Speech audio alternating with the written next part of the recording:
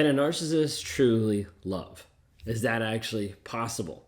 Is it possible for them to have genuine feelings for you or for someone else? Or have you been in a place where you see this person and you're like, this person actually loves me? Is it actually possible? What's the difference between genuine love and narcissistic love? How does that look a little bit different? If you guys are new here, my name is Ben Taylor. I'm a self-aware narcissist on this channel to provide awareness, growth, healing, change, and development. I'm the founder of Raw Motivations, the creator of the Narc app, and your guide in the 45-day Clarity Challenge that you can access at claritychallenge.net. Part of the reason why I'm on here is to help people understand what narcissistic abuse actually looks like, how it's developed, how it shows up in your relationship, how it makes you feel crazy when you're getting abused, when you're getting lied to, when you're getting cheated on, and over again, feeling stuck in a toxic relationship. Oftentimes, this piece is called a trauma bond. This piece that locks you into a relationship and doesn't let you get out, doesn't let you leave. And you know in your mind, I know this person isn't good for me. I know logically that this person is bad in how they treat me and in this relationship is pulling me down, but I still want them. I still want to go back. That's the piece of the trauma bond that we work on helping you break free from every single day. When we talk about this aspect of love, a lot of times it gets confusing with a narcissist because you're like, wait a second, this person says that they love me. Is that actually true? And is that actually capable? So today we're going to be talking about discussing whether narcissists can truly love, what that actually looks like. How do we actually know what's going on there? We're going to explore various factors and just dive in a little bit. Okay. All right. So first off, one of the things that's hard to be able to adjust to is first this concept of the empathy. Now we know when we talk about narcissistic abuse and narcissists, they typically don't have empathy. They either lack empathy or they're unwilling to show or acknowledge or identify with your feelings and needs because they don't matter. Okay, so there's like a couple pieces there. So with the empathy piece, it's equated a lot of times to how that actually shows up in the love and in the connection of the relationship. Oftentimes they're going to struggle with being able to show that and prioritize their own needs, their own wants versus you, versus what you actually want to work on, versus what's going on in your life, which makes it really difficult to be able to connect. Right? It makes it difficult to be able to have a relationship if it's only one-sided. A narcissistic relationship is very much one-sided, and that one-sided doesn't include you.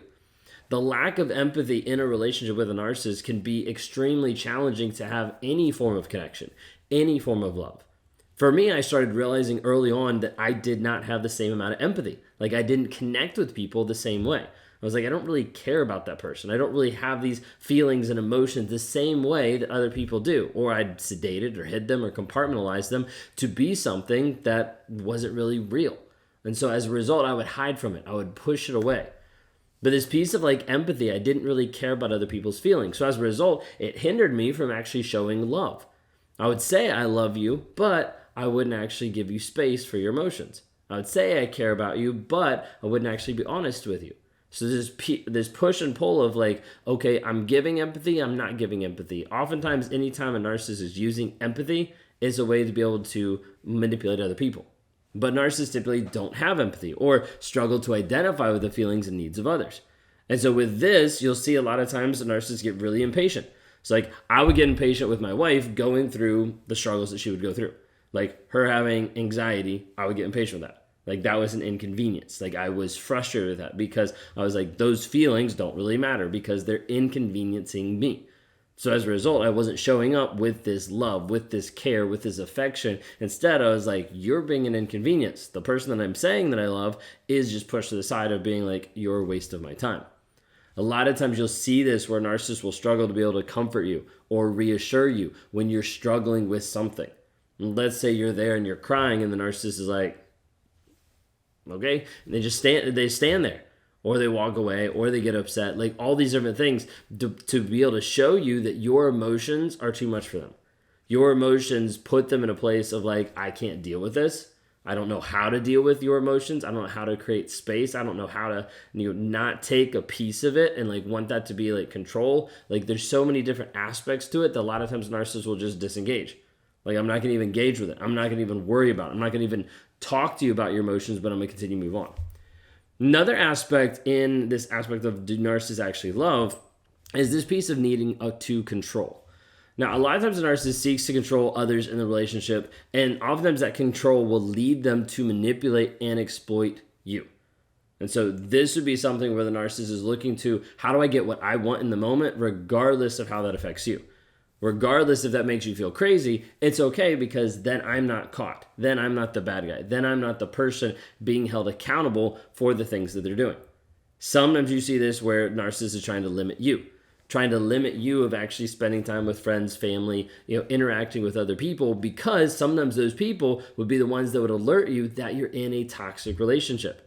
Now, typically, a narcissist isn't going to do something along the lines of isolation just by blatantly saying no, or like locking you in a room, even though that has happened. A lot of times what they'll do is they'll do the subtle things that will keep you stuck in the relationship and keep you feeling bad if you even go out with another person, like a friend or a family member. Okay, so like think of you go out with one of your parents, okay? Like let's put a parent or a sibling, okay? You go out with one of them just to be able to spend time, be able to connect. And there's a piece of it that first off gets kind of like sidelined of the narcissist trying to be like, I thought we were going to spend time together. Like, don't you have time to spend time with me? Like, you're always spending time with them. You're always focusing on them. Like, when are you going to focus on our relationship? And you're like, this is like one time in like a month. You've had like all this time throughout the month to actually spend time with me, but you chose not to because you've been doing something else.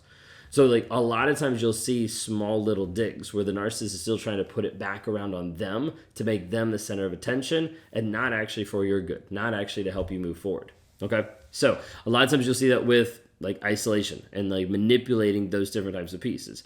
Because if they can control you in this aspect of keeping you with them, you're their main supply. Okay. And when you're their main supply, they're going to keep coming back to you over and over and over again. Okay. Oftentimes this will make a disconnect in the relationship where there's not a way to actually have a genuine connection with another person. Typically because there's that need for control, there's that manipulation piece, like controlling and moving the whole relationship. Think of it this way: like you might be in a relationship with someone that has asked you to give up your hobbies, or has like slowly come into your life where you no longer have the same interest anymore. Not because you don't want to have the same interest, but because it's an inconvenience, because it causes conflict, because it causes like an issue. And all of a sudden the things that you used to do that you loved, or that you used to do that people admired, you no longer do because they came into your life being like, no, this doesn't really look that good. You shouldn't really do this. That's not really, you're really going to do that? Like all these things that slowly pull you down. Okay, sometimes you'll see the control piece in like the finances, you'll see the control piece in the emotional manipulation, there's multiple different things, but there's all this control that goes into it. The third thing I wanted to bring up is this aspect of shallow emotions. Now, when we talk about this, sometimes people are like, narcissists don't have emotions, they're incapable of emotions or feelings, and it's not really true. Typically, narcissists is only identifying with a couple emotions like happiness, sadness, anger. Like, okay, basic emotions. And typically, like asking what are more emotions are very hard for a lot of narcissists because they don't really identify with a lot more. Okay, but it makes it very difficult to be able to connect on an emotional level because you're dealing with someone that oftentimes is very emotionally immature.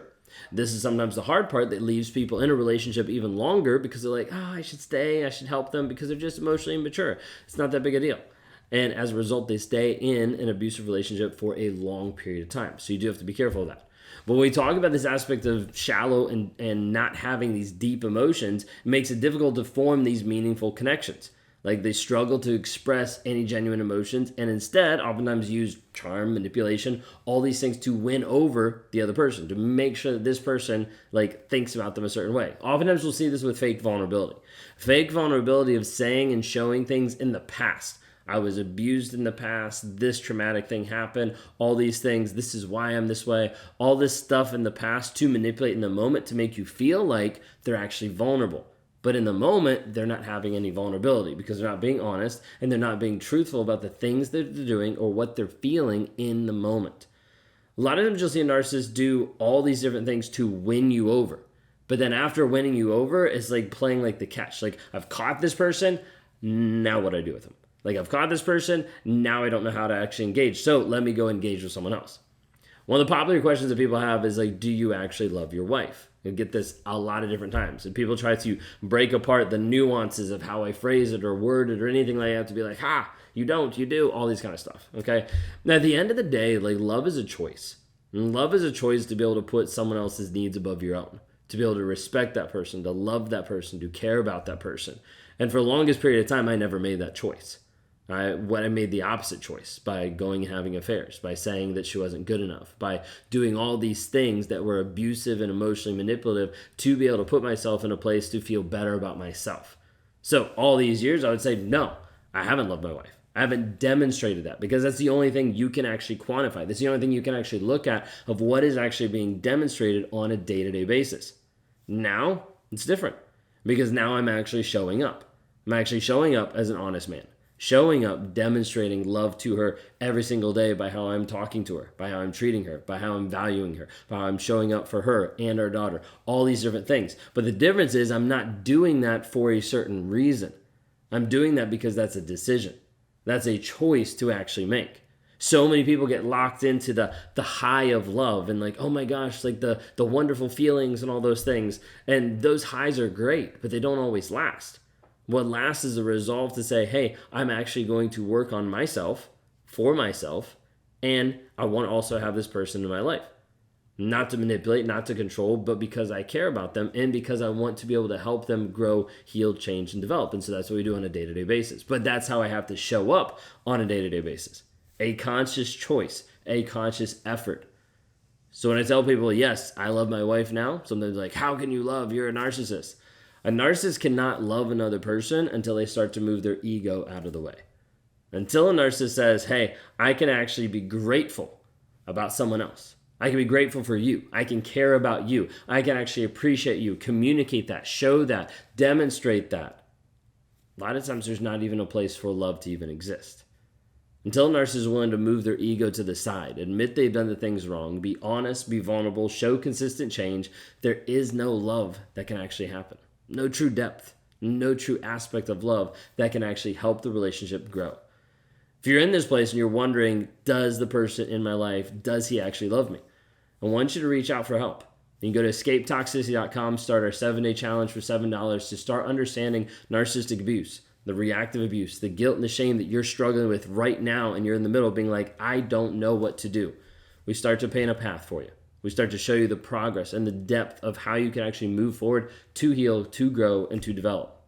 If you want to go on a faster pace and you want to talk to me one-on-one or join a Thriver community where we're actually growing and changing every single day by having daily accountability, group sessions, all these things that are happening inside there on a very high level, then you can interact with me. You can go to rawmotivations.com, schedule a session, we can sit down and we can talk about it, see if you'd be a good fit for the community. Ultimately, we're trying to figure out how do we help people go on their healing journey, change to a growth mindset, and maximize to their full potential. I hope that's you today. You can check it out at escapetoxicity.com, or if you want to talk to me one-on-one, rawmotivations.com.